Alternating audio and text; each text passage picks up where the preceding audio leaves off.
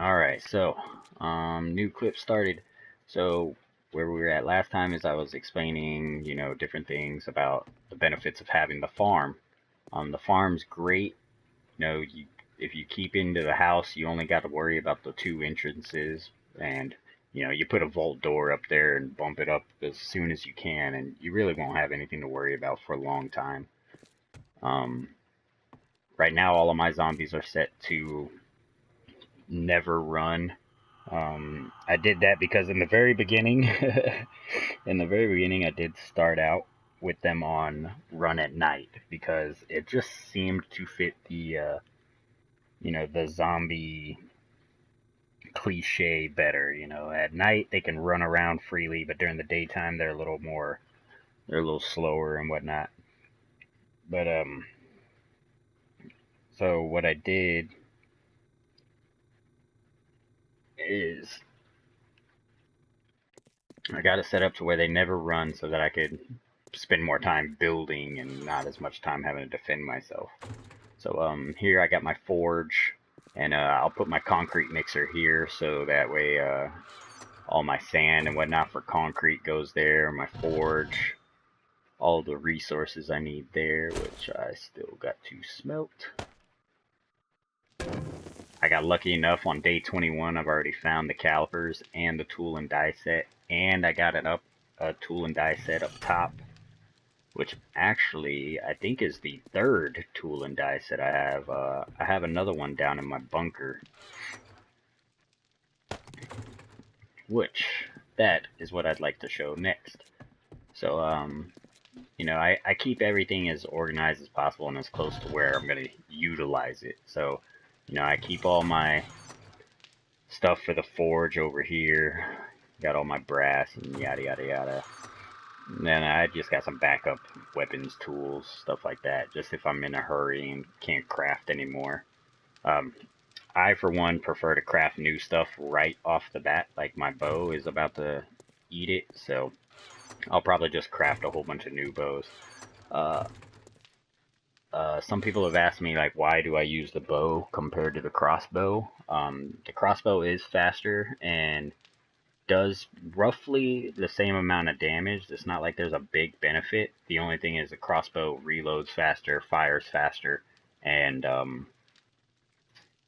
yeah, that's pretty much it. It's just a little bit quicker. However, the crossbow has a slight kick to it, so every time you fire, it goes up a couple notches. Your cursor will kind of boop. Oh, wrong joystick. Alright, so like whenever you fire the crossbow, it'll be like boop, boop, boop. So you're constantly having to readjust it on the y-axis. However, if you use the bow, it doesn't have any kick, so if you find a whole bunch of zombies, you can just leave it level with their head and just keep pulling back and strafe back and forth, and it makes it a lot easier to deal with big crowds by yourself.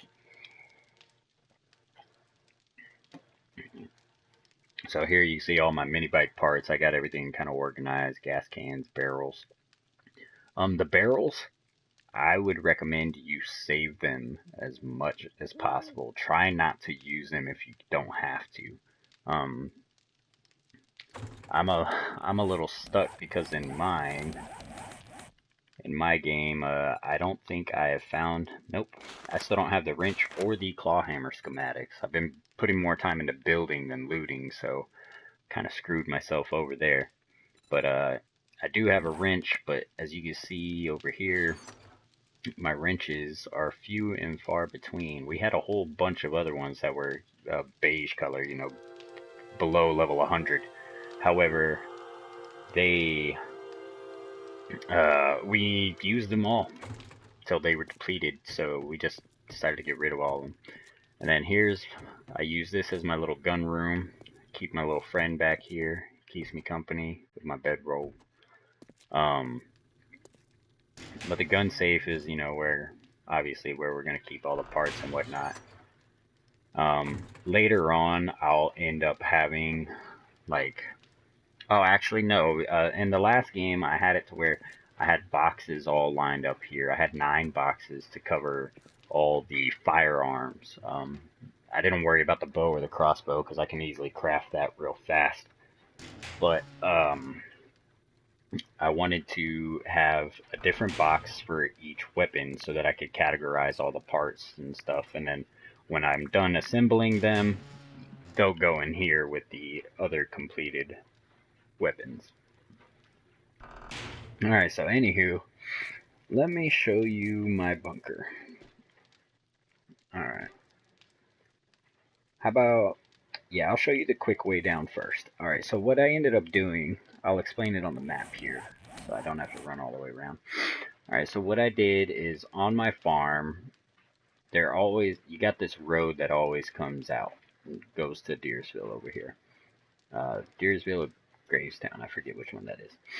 Anyway, so what I started doing is, in the very beginning, you need a forge right off the bat. You need to build up your resources and whatnot so you can continue crafting. So I found this nice clay deposit over here, right next to a little mountain or like a little hill, and it's close to my base, but outside of my outside border. So what I did here is I started digging for clay and got the clay out from here. As you can see, I wiped out that whole section of clay there. And then when I got down to the dirt in the deposit, I just started digging down at a 45-degree angle. Just kept digging until I hit bedrock. And then once I hit bedrock, which as you can imagine, I did that at probably day 6 or 7. Like, I was trying to do this with a stone shovel and a stone axe.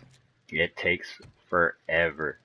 Alright, so what I was trying to do is I got my forge first. Once I got all the clay for that, got the hides from hunting animals and whatnot. Then I started making myself some iron pickaxes, and I had to go down there with 5 iron pickaxes in order to dig all the way down. So it took me a long time, but this game, it kind of gets you into the zone once you really get going. But anywho, here's my ladder. This is my hatch down. What I did is I dug it 3 wide, that way the ladder can easily go straight down, and then I stuck some hay bales down at the bottom. So, nice. I will recommend, the first time I did this, I was like, well, man, that tunnel's kind of dark. What should I do? So I tried digging out some notches in the sides to put torches there. Well, it turned out whenever I dropped down onto the hay bales, I was actually clipping the little ledges, and I snapped my leg probably 3 or 4 times trying to jump down here. So yeah, definitely don't recommend that. Just leave your little hatch dark. It's just a hatch anyways. You don't really need to see what's going on. Alright, so this is my door on how I dug in here in the first place. You see, this is all at bedrock, so can't dig any lower than this. And then I dug all the way over here. Another kind of benefit from digging a bunker at bedrock is that once you get down, if you dig a long enough tunnel or whatnot, you can find so many mineral deposits. I like to call them honey pots. But see, here's my initial shaft going down. I found a honey pot over here, so I started digging like crazy, and this thing is huge. I think I've dug out, other than what's over here and underneath that. Don't want to collapse my ramped in, but I literally dug out every piece of mineral that I possibly could, and it goes back this way, back over here, goes way down. I mean, I dug out nearly as much. Hey, there's some nitrate. I obviously forgot. But see, I mean, even down there, I went down to bedrock. So, when I find a honey pot, I go to town on them. You don't want to lose out on valuable resources right at the beginning of the game, because I mean, that's really what's gonna set you apart from having a strong start off to not. Okay, well, of course I never made a ladder or anything, so I gotta bootleg my way up and out. Alright, so... Am I even in the right spot? What the... Ah, yeah, there we go. Alright, so... This is the shaft to my bunker. Don't worry about that little lip. That was kind of like a brain fart when I was digging, so... Alright, so see, now this is where I started digging out all my clay. Oh, great. Oh, I'm out of arrows. Awesome. Oh shit, that was terrible.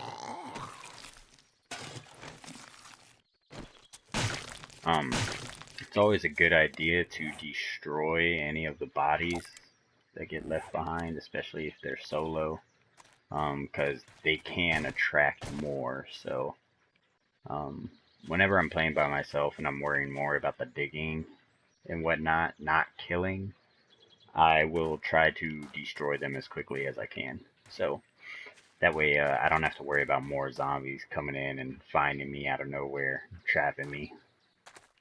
Alright, so, this was that clay deposit that I was showing you on the map. That's where I started digging it out. So, I dug this shaft going all the way down. You can haul ass down this thing too.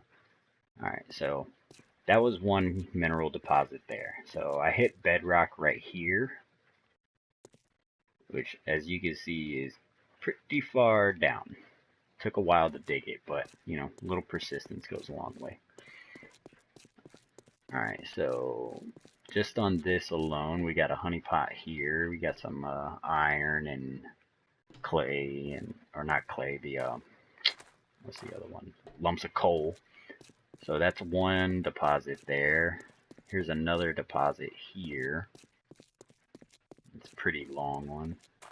And then was there one more on here? No, but when I turn this way, and there's my door, I believe there's another deposit somewhere over here. Okay, apparently I lied. So don't worry about that. Oh yeah, I will tell you, this was a deposit. That's how I started digging this out. But then I was like, oh, this would be a nice little entrance for my my little cave here. Alright, so got down to bedrock, opened it up, threw in some torches everywhere so you can see nice and neat. And then I started digging this out. This is my bunker. This is my great room here, as I call it. I'm still not completely finished yet, but, you know, did a nice alternating cobblestone, flagstone floor. Thought it looked a little nicer. And then over here, I got just boxes of everything. So I'm starting to, as you can see, I'm collecting more clay and more cobblestone, or more rock and cobblestone, so that I could do the floors down here. I just started, you know, piling this stuff up. This is really my, like, doomsday vault, per se. It's really just whenever shit is really hitting the fan and I don't have any other choice or any safe place to go, this is it. The only way they're gonna get in here is by breaking this door down and by following that entire shaft all the way down over here, which most of the zombies, they can't even walk straight to you when you're 10 feet away, so I doubt they're going to find a way there. Not really too worried about it, but yeah, that's the only way they can go. I don't ever have to worry about them coming in through there because I got my vault doors on the farmhouse, as well as the hatches. The vault hatches, zombies cannot attack down, straight down, so your hatches are completely safe. The only way they're going to get you is if you leave the hatch open and they're inside. Which, like I said, first they got to get into my house first, and then they can go down there. But even then, I wouldn't even worry about it. Worst comes to worst, you could always throw some spikes around here, or some mines. I don't know. Do whatever you want. I'm not worried about it, so I'm